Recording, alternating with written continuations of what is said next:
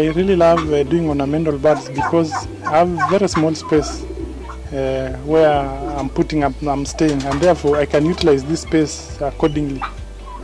Yeah, with the ornamental birds mostly, they don't need vaccination, unlike chickens, which need vaccination, a lot of medicine. Ornamental birds, mostly what is required is deworming and multivitamins, and maybe treatment once in a while, but in rare cases. With the guinea fowl, you need a KWS permit and also to file quarterly returns. So with the guinea fowl farming, you need to be guided so that you can get it from a permitted keeper who is permitted by KWS and has a permit, and also you need to acquire one before you can venture into guinea fowl farming. I've been doing ornamental bird keeping for the last 6 years, and through this I've gained good knowledge about it.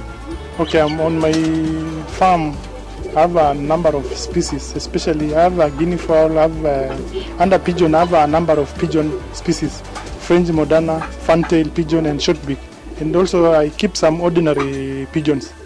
And also I have turkeys, I have rouen, under guinea fowl I also have a number of guinea fowl species, pure white, royal purple and lavender also. I also keep chicken, but I keep chicken not for commercial purposes. I keep them specifically for my home consumption and maybe a few eggs selling here and there. But my attention is majorly on ornamental bird keeping. If I do the comparison with the chicken they need a lot of time, space. They also need a lot of, for you to be able to look after them, they need a lot of care, that is medicine and treatment, unlike ornamental birds which need very little attention and also not a lot of treatment and vaccination. Actually, okay, on my farm I have like the pigeon family. I have a French Modern, which is the biggest in the pigeon family species, and that one is also among the most expensive in pigeon, because the mature one goes at about 40k a pair. Yes. If I compare with the fantail, which goes at around 12k, 12k, and also shortbeak, which goes at around 8,000. Oh, actually, I have a day that I conduct some training for those interested farmers doing this. And I've also been encouraging them to venture into this, because this is a backyard, small coops just in the backyard of your house where you don't need a lot of space. So anybody interested, if we get in contact with me, we can arrange tailor-made the training at a very manageable fee. Yeah, my number is 0722 303806. I'd really encourage especially young farmers who are interested in doing this. You need very little space and also time. It's not time consuming as compared to other poultry bird species. You can also be able to do it yourself. You don't need to employ somebody to be doing it for you, unless maybe you have some long distance jobs, but you can wake up early in the morning, you make sure that you have given them food, and cleaning is done twice a week. Maybe in the evening when you come back, you check and see whether they also need some care and a little attention here and there. So I really encourage people to venture into this. It comes in so handy, apart from whatever that you are doing. I does my baseline research and study, but it comes in so handy as compared to these other poultry management keeping, EI for the chicken rearing.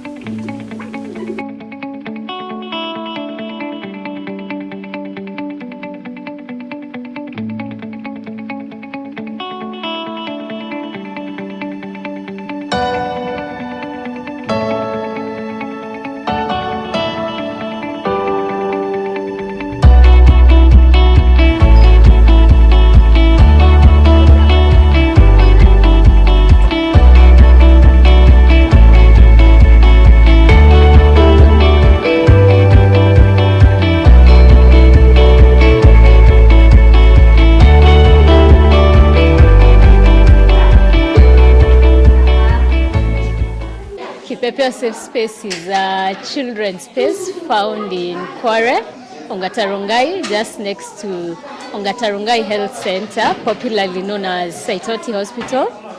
It's a space that we opened for children for reading, doing the assignments. So we have library services and we have extracurriculum services.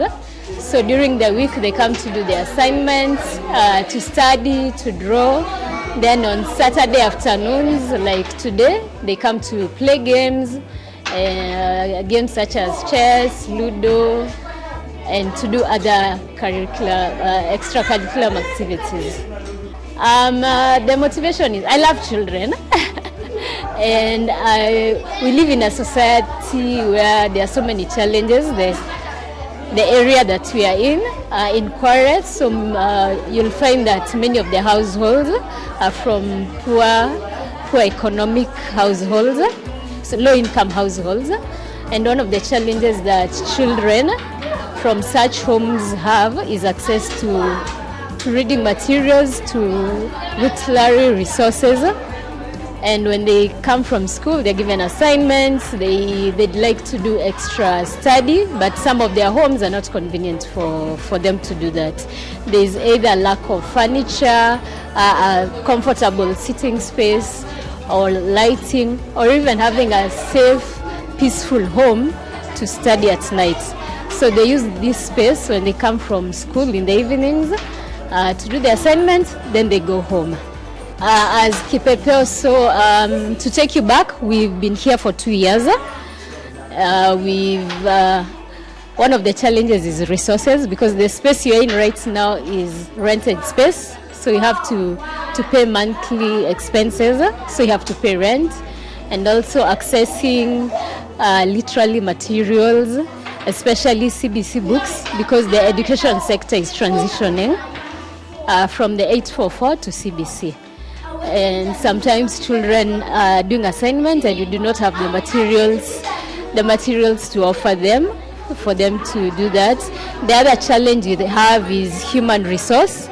So we do not have funding at the moment to pay anyone. So we rely on volunteers. Yeah. So the main challenges is the financial and human resource. People can reach us on our platforms, social media platforms, our website, kipepeosafespace.org, to come and volunteer.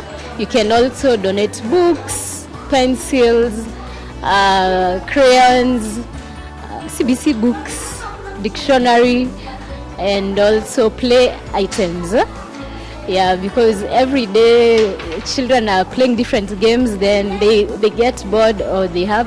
So at the moment we have a very active chess club, and the children, we have about 3 chess boards, but the players are many. And the game takes about a minimum of 30 minutes. And many more children would like to play chess. Chess is a very good game. It helps with improving their critical skills and discipline and all that. And last month we attended our first chess challenge, and the children did really well after having been taught professional chess for about a month and a half. So people and visitors spend time with the children, play with them, assist those who have challenges with maths and some subjects. Yes, so we welcome anyone to our space to come and give back.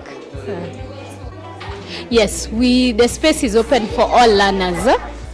So any child who is below 18 years, so our child is till 18 years old, so they are very welcome to use the space. So when schools are in session, our majority of the users are primary school users. And when we go on holidays, the high school students also come. So we are on all social media platforms. You'll find us on Instagram, Facebook, TikTok. Yes. So under Kipepeo Safe Space. Yes.